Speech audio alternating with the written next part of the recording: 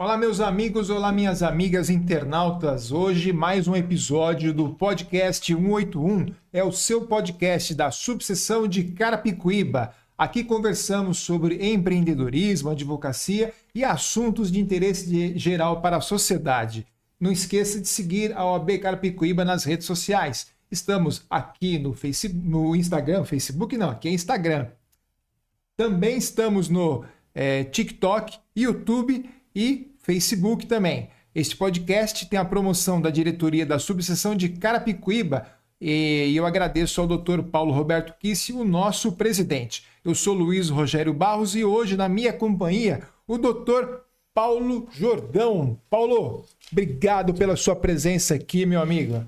Hoje nós vamos falar aqui sobre condomínio, situações de administração e segurança fundamentais. É um tema bem complicado, hein, doutor Paulo? Sim, doutor.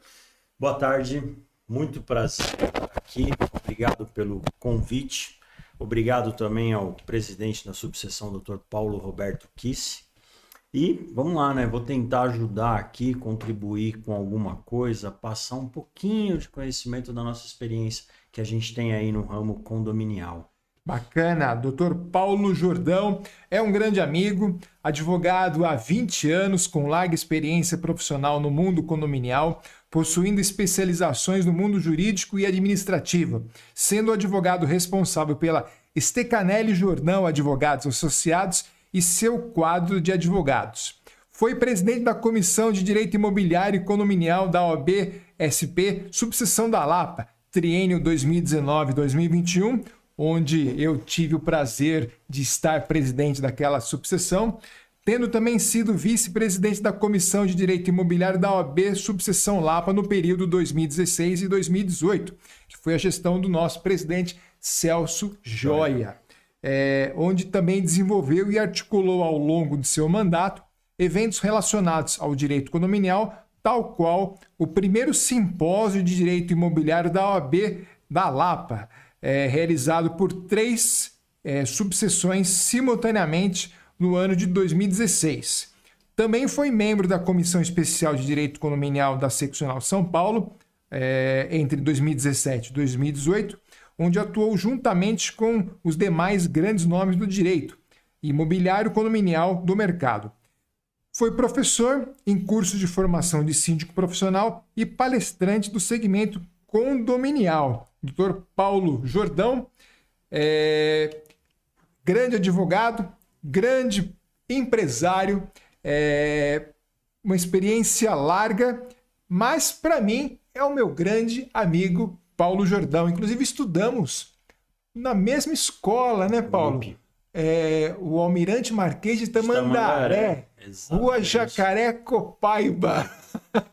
Exatamente, estudamos lá. Período um pouquinho diferente, mas no mesmo colégio. Pois é, e a gente se encontrou aqui na advocacia, na subseção da Lapa. Paulo, conta um pouco para os nossos internautas como é que foi chegar na advocacia, estar na advocacia e hoje você é um profissional de sucesso. Graças a Deus. Vamos lá. A minha história ela é um pouco longa e eu vou tentar resumir. Eu me formei muito cedo, com 22 anos, já tinha passado na OAB e tal, e eu tinha o sonho de passar em concurso público. Eu era vidrado em concurso público. Então a minha ideia era estudar 10, 12, 14 horas por dia, concurso público, o dia inteiro. Então não ganhava dinheiro, era duro, completamente liso, não tinha nada, dependia da minha mãe, dos meus irmãos, mas estava ali focado e determinado em concurso. E quando eu comecei, creio eu, achei que estava ficando bom e próximo de passar num concurso, eu fui acometido por uma doença. Bom, fiquei doente, fiquei 2 anos afastado do mercado, descobri que eu tenho esclerose múltipla e me afastei 2 anos. Não conseguia andar, trabalhar, nada.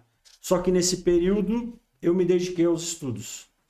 Eu sempre tive em mente que eu vou voltar para o mercado e eu preciso estar bem. Então eu foquei em ficar estudando. sentava um pouquinho, estudava, começava a sentir incômodo, dor, deitava, estudava deitado, levantava, sentava, e ali eu fui 2 anos. Me recuperei, voltei para o mercado e falei, não quero mais o concurso, não sei como que vai ficar a minha situação, vou trabalhar. Vou ser advogado, vou procurar ser o melhor advogado possível.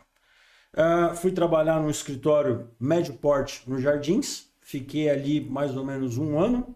Depois fui para o 3º maior escritório de advocacia do país até então, salvo engano, Décio Freire, na época era o 3º maior. Ali fiquei mais ou menos 2 anos e saí para montar minha primeira empresa, uma administradora de condomínio, a Jordão Gestão. A Jordão Gestão cresceu no mercado ao longo dos anos, montamos o escritório de advocacia que atende aos condomínios, o escritório cresceu no mercado, montamos uma corretora de seguros que atende aos condomínios, cresceu no mercado e hoje nós somos convidados para integrar ali uma incorporadora para não só administrar, fazer jurídico, fazer seguros, mas agora também construir condomínios. Então a gente está aí no mercado a todo vapor. E até o final do ano a gente inaugura nesse pool de empresas a nossa imobiliária para atender todo esse segmento. Assim, uma vida bem dinâmica e corrida. E numa área hoje bem complexa, que é a área do direito condominial, a área do direito imobiliário. E vamos falar um pouquinho sobre condomínios, Paulinho. O que está acontecendo hoje nos condomínios é um reflexo da polarização política e econômica não vou dizer nem do país, do mundo? Temos isso também no condomínio. A gente tem a polarização política do país e do mundo somado com um grande ego inflamado dos moradores. Nós temos um problema hoje nos condomínios onde os moradores possuem muitos direitos e poucos deveres. Nós temos situações das mais variadas possíveis, envolvendo tanto a parte financeira quanto a parte de segurança e o interrelacionamento pessoal entre os moradores. Hoje, qualquer morador em qualquer situação te apresenta uma lista de direitos, mas antes dos direitos dele, ele se esquece que ele tem uma parte de deveres a cumprir. E quando você aponta os deveres para os moradores, você começa a ter um problema dentro do condomínio. Ninguém quer cumprir os deveres, apenas os direitos. É esse o problema principal hoje. A pandemia agravou essa situação dentro dos condomínios. E quais são as principais questões que você vem acompanhando hoje? Em um condomínio, o que eu julgo fundamental para o pessoal poder ter uma saúde, como é que eu falo? Uma saúde financeira estável dentro do condomínio começa pelo próprio financeiro. Então você tem que ter um financeiro saudável, você tem que ter uma administração e uma manutenção em ordem, você tem que ter um sistema jurídico para organizar, ajudar a organizar o relacionamento interpessoal. As pessoas, eles não respeitam muito mais o síndico e a administradora. Quando entra um advogado na questão, aí a coisa começa a ficar mais administrável, tá? E, por fim, a segurança. Se você não tem uma segurança no condomínio, você está fadado a ter incidentes dos mais variáveis possíveis, tanto com menores, crianças, drogas, enfim, os mais variados possíveis. A questão financeira. Nós temos aí um leque de situações. Nós temos hoje no mercado profissionais com despreparo, sem o mínimo preparo necessário para fazer uma gestão financeira de um condomínio. O que a gente encontra muito no mercado. Vou dar um exemplo bem simples, assim, bem raso. Receita e despesa ordinária, receita e despesa extraordinária, elas não se confundem. Você assume um condomínio, é absurdo o tamanho de confusão que eles fazem numa situação absolutamente simples como essa. Exemplo, o condomínio arrecada 100 mil de cota condominial, 10 mil de fundo de reserva. A administradora, o síndico, apresenta uma previsão orçamentária de gastos, 110 mil reais. Tá tudo errado.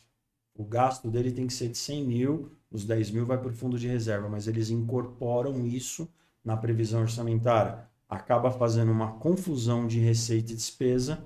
Isso vai refletir lá na frente. Possivelmente quando? Quando não se tem dinheiro para eventuais emergências que ocorrem no condomínio. Aí cadê o fundo de reserva? Já. Mas isso parece ser tão elementar, né, Paulo? É. Tão elementar. E por que se erra tanto nisso? De tão elementar que é. É tão simples que as pessoas não dão atenção. Sabe aquele ditado, menos é mais? Quando você faz o menos bem feito, você não precisa aprofundar muito. O pessoal, eles não dão atenção às pequenas questões. Vou dar outro exemplo, na área de segurança. As pessoas confundem a figura de um prestador de serviço, por exemplo, de portaria ou zeladoria, como alguém integrante da família, parente. Por que confundem isso? A pessoa passa a frequentar, a trabalhar no condomínio 2, 3, 5, 10 anos. Aí as pessoas confundem essa situação. A pessoa vai viajar, deixa a chave de casa para o zelador que está lá há 10 anos regar as plantas, colocar comida para o pet, limpar. E isso vira de uma unidade, passa para a segunda, passa para a terceira. Quando você toma de conta, esse profissional, que até então é um ótimo profissional, está administrando 10, 15 apartamentos num período de férias. Sem contar que é ele que faz a venda, a locação. É errado? Não vou nem entrar nesse campo se é certo ou errado. O que eu coloco as pessoas dão muita liberdade apenas por ele trabalhar há muito tempo no condomínio. O que acontece? É uma situação bem complicada. Eu tive um condomínio com esse exato exemplo. O zelador acabou abusando de uma criança. Ele tinha a chave do imóvel, o imóvel estava lá parado, todo mundo viajando. Vamos lá ver o pet, o animalzinho. A criança foi e aconteceu a tragédia. Então, assim, as pessoas confundem, elas não dão segurança, não dão importância para o que realmente importa num condomínio. Uma outra situação que me mostraram esses dias. Todo mundo pede. Geralmente acontece... Olha, isso é mais comum do que deveria ser. Um condomínio é entregue. Não tem playground. Ou se tem, é um brinquedinho em tal canto. Condomínio simples. Aí os moradores começam a reclamar. Aqui não tem nada para os meus filhos brincar. Aí o síndico, junto com todo mundo, faz uma assembleia, 3 orçamentos e coloca um brinquedo faraônico em determinado local. Não viu se pode, se cabe, se tem condições, nada disso. Aí eu recebi uma foto essa semana que eu falei, misericórdia, por Deus. Tem um muro, aí tem a cerca elétrica. A criança estava ajoelhada no muro segurando na cerca elétrica. Meu Deus. A hora que eu olhei... Olha a quantidade de problemas que pode dar para o condomínio. Por quê? Porque o brinquedo, muito próximo do muro. Quem instalou o brinquedo não se atentou. Porque quem instala o brinquedo é apenas uma empresa que vendeu o brinquedo. Ele não administra condomínio. Ele não vai imaginar que uma criança vai subir ali. Mas quem administra condomínio tem essa expertise. Então, assim, a gente encontra dezenas. Se eu for ficar aqui falando, eu vou te dar exemplo até amanhã. Até amanhã a gente vai ficar falando aqui. É uma questão cultural, então, né, Paulo? Que tem que ser mudada. Sim, a gente enxerga como uma questão cultural. A própria segurança, voltando, que eu acho e julgo muito importante. O morador é a primeira linha de defesa e segurança de um condomínio. Ele tem que ser o primeiro a colaborar com a segurança. E muitas vezes é o primeiro a não colaborar. Na maioria das vezes é o primeiro a quebrar a segurança. Como que ele faz isso, Paulo? O condomínio tem uma árvore na calçada do lado de fora. Gente, a árvore, galhos, os galhos entram para dentro da área comum do condomínio e ficam próximo à sacada do primeiro andar. Qualquer marginal mal intencionado sobe na árvore, está dentro do condomínio, pior, está dentro do apartamento. Isso dá para ver de longe, é visível. Aí o condomínio, o síndico chama, é alertado pela administradora, chama uma assembleia para podar a árvore da segurança para a unidade e para o condomínio. O morador daquela unidade, é o primeiro a começar a Terceira Guerra Mundial no condomínio. Porque faz uma sombra gostosa na sala dele, porque diminui o barulho e tal. Não funciona.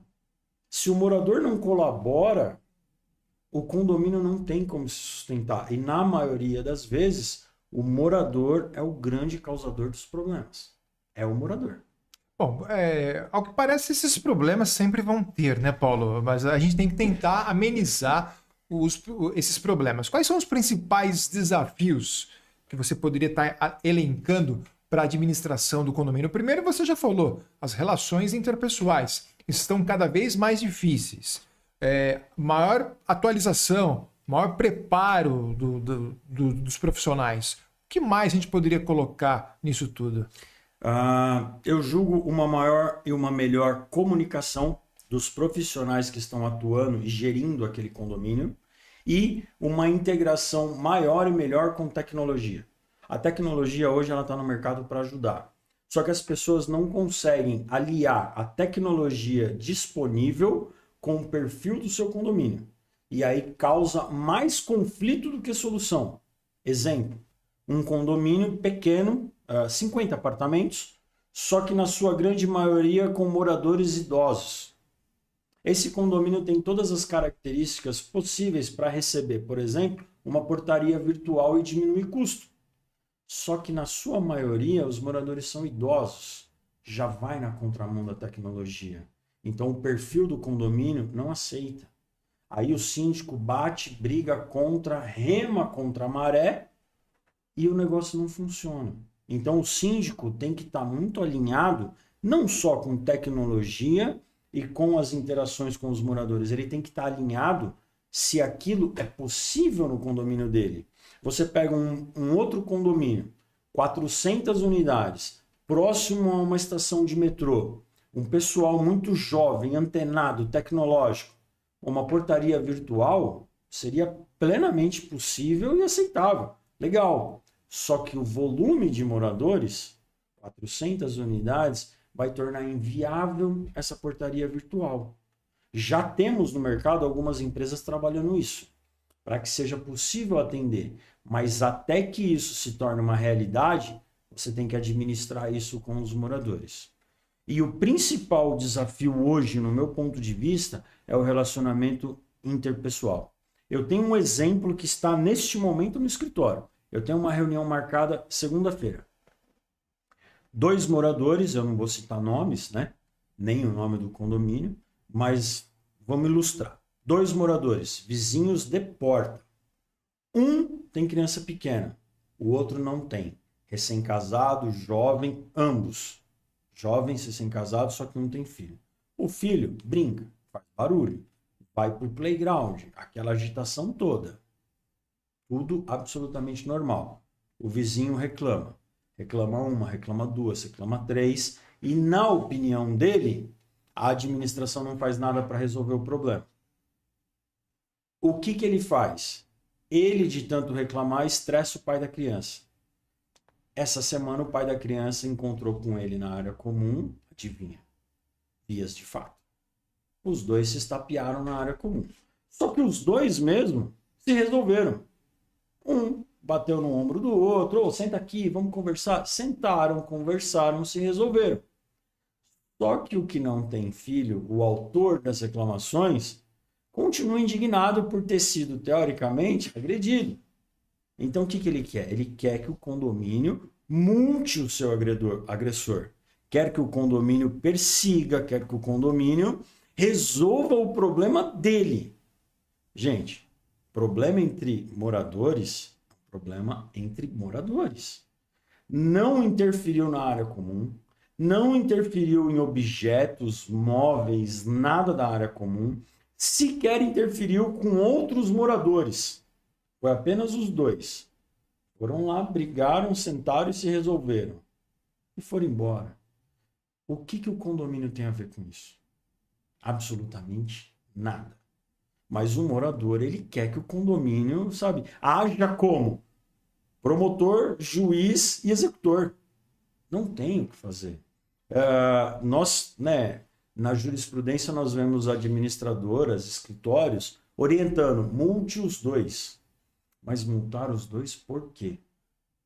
Vamos multar os dois? Talvez. Mas num primeiro momento, o que a gente orienta no escritório? Vamos fazer uma reunião, uma tentativa de conciliação. Chama aqui o agressor, chama aqui o agredido, vai sentar com eles o síndico, eventualmente um membro do quadro diretivo, a administradora e o advogado contratado, no caso, o nosso escritório, eu que vou. Nós vamos sentar e vamos conversar. Qual que é o ponto de divergência? Qual que é a sua dor? Qual que é a sua reclamação? Você ouviu as reclamações? Tem como melhorar? Tem como a gente fazer algo para resolver isso? Então a gente trabalha mais como um conciliador do que como um advogado resolvendo uma demanda. E isso traz muito mais resultado prático do que se nós fôssemos seguir, vamos falar assim, a doutrina, a jurisprudência e aplicar uma multa em ambos. A partir do momento que você passa diretamente para a multa, você torna dois inimigos, eles passam a ser os seus inimigos. Eles vão virar e brigar com a gestão. Olha, eu fui agredido e fui multado, aí o outro, mas eu agredi porque ele reclamou do meu filho e eu fui multado, então você passa a ter os dois contra você e não resolveu problema nenhum. O problema que era em dois passou a ser entre três, que agora eles envolveram o condomínio no problema. Então a gente age muito mais como conciliador do que como advogado efetivamente nas demandas. Um grande problema disso é que o síndico, na maioria das vezes, contribui para o aumento do conflito. Ele geralmente tem um partido, ele toma parte, ele pende para um lado. Geralmente é o lado que vai na Assembleia, que vota a favor dele, ele pende para esse lado. Isso é natural do ser humano. E quando ele pende para esse lado, o outro fica ainda mais exaltado. E aí o outro tende a fazer o quê?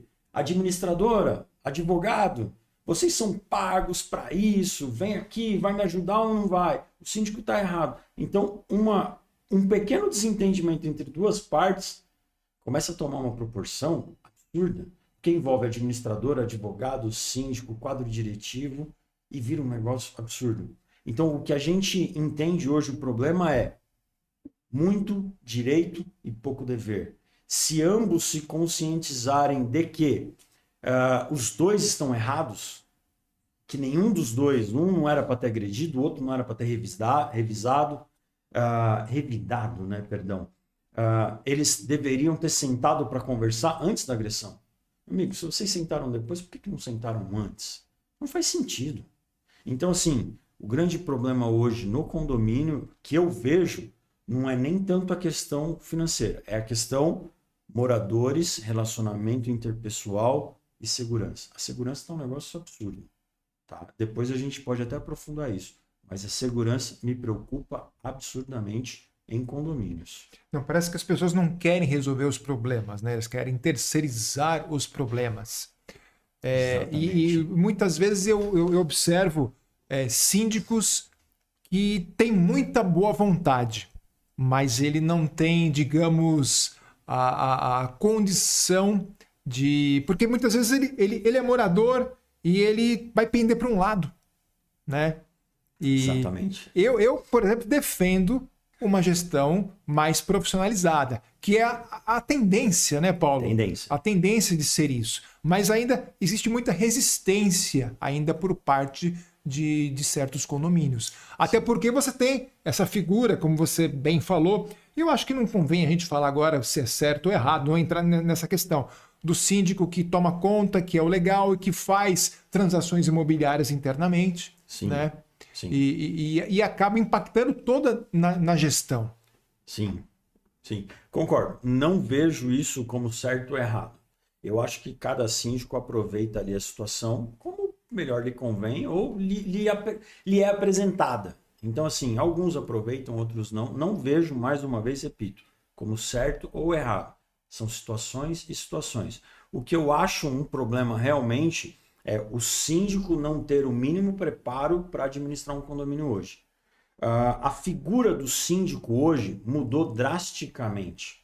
A figura de um síndico há 20 anos atrás, deixando bem claro que essa é uma opinião minha, de um profissional que está no mercado atuando 24 horas por dia nisso.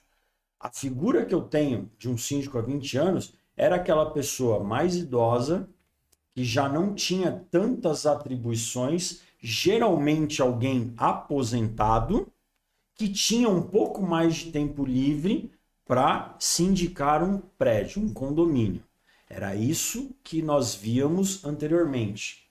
Hoje não. Hoje um síndico ele tem que ter o mínimo de conhecimento jurídico da legislação, como ele aplica essa legislação, o que envolve essa legislação, o que é uma convenção condominial, o que é um regimento interno. Eu chego em condomínios que o síndico olha para mim e fala assim, convenção não, aqui o que vale é o regimento interno. Amigo, a diferença entre um e outro, o senhor sabe? Não, aqui a gente só usa o regimento interno, isso não se aplica. Tá errado, tá tudo errado. Então assim, não sabe o que é convenção, não sabe o que é regimento, não sabe até onde vai começa o outro, para entrar um código civil, por exemplo, não tem. Não tem o mínimo conhecimento de imposto, contabilidade, fiscal. Hoje, você tem que saber, o prestador de serviço, a nota fiscal que ele emite, se o imposto deve ser retido, deve ser pago, como que é isso? O município que ele está, nós estamos em Carapicuíba. Carapicuíba pode ser diferente de São Paulo, que é diferente de Osasco. Hoje o síndico tem que saber isso. Por quê? Se a administradora dele comer bola, deixar passar uma nota, ele vai pegar a pasta de prestação de contas e vai poder conferir e falar, administradora, passou uma nota. Precisamos rever isso. Então, assim, o síndico precisa de um conhecimento jurídico, contábil, no mínimo, o mínimo de administrativo. Por quê? Porque ele vai trabalhar com contratos. Ele vai deixar todos os contratos a cargo única e exclusivamente da administradora? Não, tudo bem que uma administradora está lá para isso. Mas, repito, uma administradora é feita de pessoas. Pessoas erram. Absolutamente normal, como em qualquer outro segmento. E o síndico vai confiar 100% tudo a uma administradora. Eu enxergo isso como um risco muito grande. Não para a administradora, para o síndico. Exato. Eu vejo isso um risco muito grande, ele confiar 100% em uma administradora. Existem administradoras que, quando acontece o erro, prontamente reembolsam o condomínio. Tem administradoras que não reembolsam. E eles alegam o quê? A responsabilidade era do síndico. A responsabilidade, a famosa frase, né? Civil e criminal é dele. Ele que tem que prestar contas. Se ele não viu, paciência. E a administradora não arca com isso. A maioria que eu encontro por aí é nesse nível. Então, assim, existem empresas preparadas para digerir e assumir esse risco do negócio, que é um funcionário cometer um erro e trazer um prejuízo financeiro? A maioria das administradoras não tem estrutura para isso. Vou dar um exemplo. Um condomínio agora, recente, me apresentou um caso que a funcionária da administradora ficou de renovar o seguro. Não renovou. Por algum motivo, não renovou o seguro do condomínio. O condomínio ficou 2 meses sem seguro. Mas em 2 meses vai acontecer alguma coisa? Não, dificilmente vai acontecer alguma coisa. Pois bem, aconteceu. Caiu um raio na torre e queimou as placas do elevador. As placas do elevador para trocar, R$18 mil. R$18 mil não é 180, não é 1.800. As administradoras do mercado, as grandes, médias que já estão estruturadas, vão assumir o erro do funcionário, vão corrigir internamente o procedimento e vão reembolsar o condomínio. E as pequenas? As pequenas não têm caixa para isso. As pequenas que eu falo, as muito pequenas, que estão em começo. Então, assim, não é uma crítica para a administradora pequena, porque todo mundo tem que começar de um lugar. Fica mais uma reflexão, um ponto de atenção para que eles se organizem nisso e evitem, não deixem que aconteçam. Porque se acontecer, é um prejuízo grande. Uma torre, 18 mil reais. Se cai numa torre que tem 3 elevadores, Aí fica mais pesado ainda. exato. E aí é o prejuízo que fica ali no bolso dos condôminos. Exatamente. Quanto tempo vai levar para recuperar isso? Pois é. Estou conversando com o Dr. Paulo Jordão. Nosso tema de hoje é situações de administração e segurança fundamentais. Vamos falar da segurança dos condomínios, Paulo? Vamos lá. Segurança. É um tema complexo porque ele envolve, no meu ponto de vista, uma área muito sensível. Crianças e menores. Crianças e menores dentro de um condomínio. Crianças e menores não podem ficar desacompanhadas de pais ou responsáveis. Ponto. Simples assim. Por quê, Paulo? Porque você não sabe quem mora no seu condomínio. É por essa razão. Paulo, por que você está falando isso? Porque eu recebo todo mês, todo semestre, todo ano, situações de pessoas que tentaram assediar, tentaram abusar ou até mesmo abusaram. E não só isso. Crianças que nós recebemos aqui com acidentes fatais. Piscina de condomínio. Piscina de condomínio não é lugar para criança ficar desacompanhado do pai e a mãe. Chega férias, o que acontece? Abre a porta da casa, do apartamento, vai para o condomínio. Vai tudo para a piscina. Gente, uma criança, eu vi na câmera, a criança se afogou, afundou na piscina, ficou lá 2 horas afundada, todo mundo brincando na piscina e ninguém viu. Depois que a mãe sentiu falta e foi procurar. A criança faleceu. É a primeira que nós vemos? Não. Vai ser a última? Espero que sim. Mas isso acontece até mesmo com uma frequência maior do que nós imaginamos e do que nós esperamos.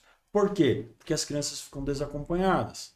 Nós pegamos uma situação outro dia que eu achei um completo, absurdo. O cidadão estava numa janela, primeiro andar, de frente para o playground infantil, com as crianças brincando, e ele se masturbando na janela. O que acontece com um cidadão desse? Qual que é a intenção que esse cidadão tem? Como que você vai deixar uma criança brincar no playground do seu condomínio se você não sabe quem está na janela olhando seu filho? Ah, mas como que você viu isso, Paulo? São 2 torres. A moradora da torre de frente filmou e mandou no grupo do condomínio para todo mundo. Então, assim, é complexo demais. Segurança do condomínio, vamos falar assim, perimetral do condomínio. Tem a questão que eu citei da árvore. Uma questão muito importante é a reclusa, que eles chamam de popularmente as gaiolas, né? A gente não pode chamar de gaiola, mas... Todo mundo chama. Todo mundo chama. Chamam a reclusa. Aquilo ali, do meu ponto de vista, não impede o meliante, vamos falar assim, de entrar se ele quiser, mas inibe mais de 90%. O meliante, ele é feito de oportunidade. Quando ele passa num condomínio que só tem um portão abrindo e fechando, para cima, para os lados, com uma certa demora, ele enxerga aquilo ali como uma oportunidade. Se você tem uma reclusa, um segundo portão, ele já vê aquilo ali como uma falta de oportunidade. Porque aquele portão, por mais que ele seja rápido ou demorado, ele vai ficar preso ali no meio. Então é ruim para ele. Ele já exclui aquele condomínio. Então, a reclusa, a famosa gaiola, do meu ponto de vista, por mais trabalhoso que seja usar aquilo dentro de um condomínio, é extremamente fundamental e essencial. Tem que ter. Câmeras de segurança. Você não pode ter um condomínio com pontos cegos. Você tem que ter o maior número possível de câmeras de segurança. Hoje, está acontecendo um movimento no mercado que eu particularmente achei extremamente interessante. Algumas empresas terceirizadas, elas estão ajudando o condomínio a montar salas de monitoramento dentro do próprio condomínio. Então o condomínio tem uma determinada área relativamente grande, 3, 4 torres, 2, 3, enfim. A empresa terceirizada ajuda, o condomínio cede uma sala, um espaço, eles montam todo o monitoramento do perímetro interno todinho e monta a sala de monitoramento dentro do condomínio. Isso ajuda e ajuda muito. Então, uma empresa terceirizada, parceira, focada na segurança condominial, é a melhor situação para o condomínio. Ah, mas isso é mais caro? Sim, com certeza. Tudo que você for colocar é mais caro. E não só isso, né, Paulo? Porque a segurança, procedimento de segurança gera desconforto. E o condômino, ele quer conforto. Exatamente. Porque é chato, né? Você tem que se identificar, dar satisfação, quem está entrando. Enfim, é o desconforto. Só que é um procedimento de segurança. Exato. E quanto maior o desconforto, menor a chance desse seu condomínio ser invadido. É basicamente isso. O inverso é verdadeiro. Quanto maior o desconforto, quanto maior a rigidez, maior o controle, mais difícil é para tentarem invadir. Agora, o contrário é extremamente verdadeiro. Aquele condomínio que tem lá o porteiro há muitos anos, que conhece todos os moradores, que é só chegar na portaria que ele reconhece e abre, aquele ali é o mais fácil. Porque o meliante, ele percebe que é assim que funciona. Ele sabe disso. Ele ficou olhando, observando o condomínio. Então ele sabe que se ele encostar junto com o morador que vai chegar, vai abrir, ele vai entrar junto. E acontece e entra junto. Sem sombra de dúvidas. E aí gera o problema e a insegurança. Eu fico muito preocupado, porque hoje o Estado ele não vai nos dar a segurança que nós precisamos. Isso aí, ponto, né? E está cada vez mais difícil, principalmente nas grandes metrópoles, as questões de segurança. Muito me preocupa mesmo. Eu acho que é a preocupação de todos nós, a questão da segurança. Sim, a questão da segurança ela fica um pouco prejudicada quando se trata de condomínio. A impressão que eu tenho é mais ou menos assim. O condomínio da porta para dentro é uma responsabilidade do condomínio. Quando você fala de uma residência, você ainda parece que tem uma ação um pouco mais, ainda que reativa, mais rápida da força policial. Agora, quando você fala de condomínio, não, porque o condomínio pressupõe que ele tem sua própria segurança interna. E aí a reação fica ainda mais lenta, mais demorada. Enfim, é uma questão bem complexa. O que eu sugiro é que os condomínios que possam fazer tenham guaritas blindadas. Ah, Paulo, mas isso é muito distante da minha realidade. Depende. Se você fizer um bom planejamento financeiro, é distante quanto? Distante quanto que eu falo em termos de tempo, período. Não em termos de valores, porque qualquer valor é possível se arrecadar ao longo do tempo. É distante 1 ano, 2 anos, 3 anos? Pode ser. 5 anos? Pode ser. Mas em 5 anos você pode ter o dinheiro para fazer essa guarita e melhorar sobremaneira a segurança do seu condomínio. Então, assim, 5 anos nem é tão longe, é praticamente o período de uma Copa do Mundo. E a gente assiste uma Copa, quando a gente vê, já chegou outra. Então, o pessoal não tem muito a noção de quanto e como eles devem investir, aplicar ou guardar o dinheiro do condomínio para fazer as melhorias. Eu costumo falar para o pessoal, eles veem números, eu vejo tempo. Ah, pô, uma portaria dessa vai me sair R$200 mil, para o meu condomínio é fora da realidade hoje. Mas e daqui 1 ano, daqui 2 anos, 3 anos? É possível. Então vamos começar a arrecadar agora. Um pouquinho por mês de cada um, ao longo do tempo, você tem dinheiro mais do que sobrando para fazer. Com planejamento é possível, mas eu observo também, Paulo, que infelizmente alguns síndicos, algumas gestões, elas acabam incorrendo naquele velho problema. Terminou uma gestão, começa a outra, eu vou mudar tudo.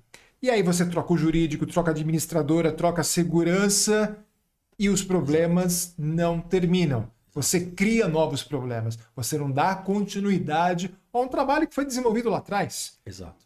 Que tinha problemas, sim, mas temos que aprimorar os problemas. Às vezes a empresa de segurança ela está dando alguns problemas, mas basta sentar, conversar e corrigir os protocolos.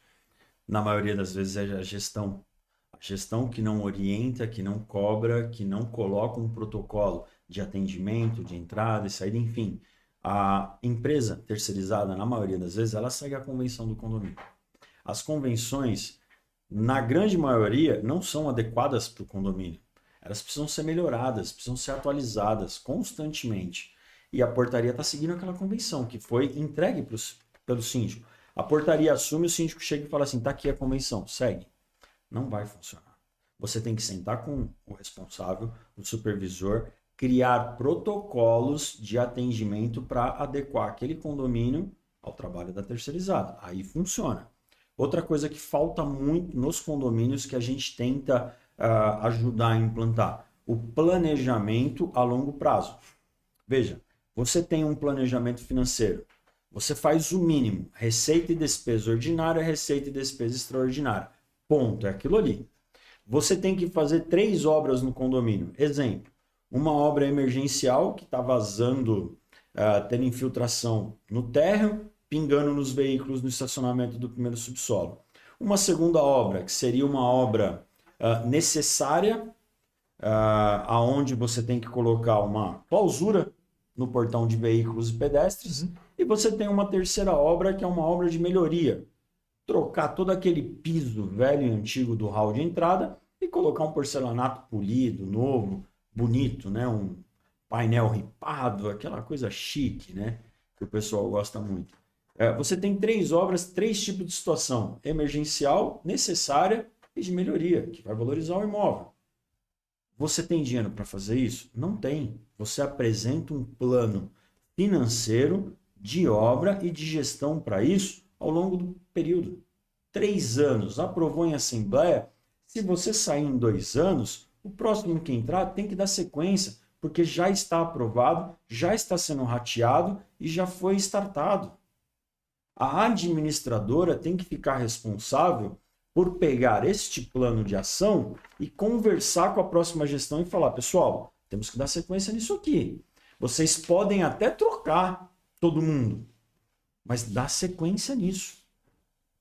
O ideal é que vocês permaneçam com todo mundo que já iniciou. Mas se vocês quiserem trocar, troquem. Mas o plano do condomínio tem que seguir. Isso já foi aprovado em assembleia, tem que seguir. Dessa forma, você meio que dificulta a troca de gestão, alterar a troca, a continuidade dos trabalhos. Eles ficam condicionados a dar essa sequência. E quando terminar essas 3 obras, por exemplo, prestou contas, tudo bonitinho, aí você faz um novo planejamento para o que o pessoal quer. E querem construir uma piscina. Legal, vamos construir uma piscina. Mas eu acho que tem que ter esse planejamento de curto, médio e longo prazo. Tanto para melhorias, manutenções e principalmente o financeiro do condomínio. Tem que ter, se não tiver, não funciona. Paulo, vamos falar um pouquinho sobre advocacia. Estamos dentro da OAB, vamos falar sobre advocacia. Você foi presidente de comissão de Direito Imobiliário da Subseção da Lapa, participou ativamente também da Comissão de Direito Condominial lá na Seccional Paulista, lá na Praça da Sé. Acredito que você também deva ter se deparado com muitos jovens advogados, muitos colegas. Você também já foi jovem advogado, sentiu na pele as dificuldades. Eu escuto muito a jovem advocacia falando, poxa vida, gostaria muito de entrar no ramo do direito condominial, do direito imobiliário, mas é tudo muito fechado, é tudo muito difícil. Eu queria ouvir você um pouco sobre isso. Claro, vamos lá. Não acho tão fechado e tão difícil. O que eu acho, sinceramente, é que não existe uma comunicação efetiva entre o cliente e o advogado disponível no mercado. É isso. Eu vejo isso de uma forma muito clara. Eu conheço ótimos profissionais que não conseguem fazer a captação de clientes. Eu conheço pessoas que me procuram como novo advogado e falam assim, nossa, ainda bem que eu te encontrei. Parece que só tem eu no ramo e joga no Google que você vai ver dezenas. Né? Eu costumo brincar que hoje, se você tropeçar na rua, você vai cair num advogado. De tanto advogado que tem, inclusive no direito imobiliário, tem muito. mas o que eu vejo é isso. Os advogados não conseguem fazer a sua expertise, o seu conhecimento chegar ao cliente. De repente, uma alteração na política de propaganda e divulgação do advogado pela OAB, uma flexibilização nisso, talvez eu acho que ajudaria. Mas eu vejo um grande problema nisso daí. Outro problema que eu encontro também muito são advogados mal qualificados. Tá? O pessoal fala muito assim pra gente, a prova do OAB é difícil, a prova do OAB é difícil. Eu nem acho a prova do OAB tão difícil assim. Eu acho uma prova difícil e necessária, mas o que eu vejo mesmo são muitos advogados ruins. No nosso escritório a gente faz uma seleção rigorosa e o pessoal entra com o mínimo de experiência. O que a gente encontra nos condomínios chega a arrepiar os cabelos. Vou te dar um exemplo. Certa vez, o pessoal apresentou uma contestação e você começava a ler a contestação, no meio do caminho, mudava. Mudava a fonte, a cor, assim, da letra. Aí você olhava e falava, nossa, que estranho. E, na sequência, voltava. Aí, daqui a pouco, mudava de novo. Aí, um advogado falou, peraí, doutor, vamos ver aqui, ó. Pegou um trecho e jogou no Google. Era uma matéria de uma advogada de Pernambuco que a pessoa copiou, colou no meio da petição. Então, assim, em vez das pessoas se qualificarem, a internet trouxe muita informação e auxiliou, ponto de vista meu, na formação de advogados ruins no mercado. E eu falo isso com toda segurança, que a gente vê isso todo santo dia. Mas, seguramente, tem muito advogado bom no mercado. E o que falta mesmo, do meu ponto de vista, é essa, como é que eu falo? Essa ponte entre o advogado e o cliente. Como que um advogado recém-formado hoje divulga seu trabalho e seu conhecimento? Ele não consegue, porque ele não pode fazer propaganda. Então ele vai ali aos poucos, de boca em boca. É muito difícil, né? Eu sou favorável a uma flexibilização das nossas normas de publicidade, né? Nós tivemos aí um certo avanço no último provimento, mas eu acho que ainda é muito enrijecido, ao ponto que se fala, mas dá para fazer muita coisa, mas se proíbe, se veda muitas coisas. E você vê muitos profissionais fazendo e acontecendo e não tendo o mínimo de fiscalização com relação a isso. Também. É o ponto de vista que eu tenho. Não sou o dono da verdade, mas eu acho que sou dono de algumas opiniões, né? Enfim, se você pudesse dar um conselho para o jovem advogado hoje, principalmente um conselho daquilo que você fez e não faria hoje, qual que você daria, Paulo? Que eu fiz e não faria? Ou um conselho geral? Olha, assim? um conselho geral é se qualifique. Se qualifique. Se ele quer entrar no ramo do direito imobiliário, do direito condominial, vá fazer uma pós-graduação, vá estudar, vá se qualificar, frequente cursos, faça network, faça contatos, que ele vai conseguir se encaixar no mercado até com certa tranquilidade. Eu hoje faço uma pós aqui na casa, na ESA, com o nosso grande amigo Marcos Vinícius Kikunaga. Kikunaga, um abraço para o Kikunaga. E eu conheço Kikunaga há muitos anos, da época de concurso eu conheço Kikunaga. E hoje eu faço porque, apesar de eu não estar na linha de frente no escritório, eu estou vamos falar assim, na diretoria do escritório, eu quero ter o conhecimento para discutir as questões com os advogados. Claro. Então eu estou lá. Estou lá fazendo e aproveito para fazer o network. Eu estou tentando contratar advogados da minha própria sala de aula. Então, assim, os advogados que querem entrar nesse mercado, façam pós-graduação, façam uma especialização, estrito sensu, lato sensu, façam cursos na área, se especializem, que eles vão conseguir fazer o network necessário e vão se encaixar na área. Aí entrou na área, dali para frente o céu é o limite, né? Aí ele vai embora. E tem muito campo ainda na área para a gente poder ganhar dinheiro, Paulo? Tem muito campo, tem muito campo.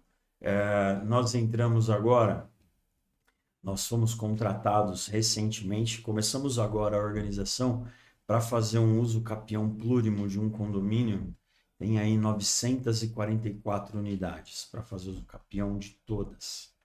Assim, tem área para todo mundo. Tem trabalho pra caramba pra fazer. Teremos que contratar advogados só para ficar com essa carteira. Enfim, tem muita coisa para todo mundo. As construções, as incorporações estão crescendo absurdamente. Advogado especializado em fazer, por exemplo, due diligence para as incorporadoras é muito requisitado.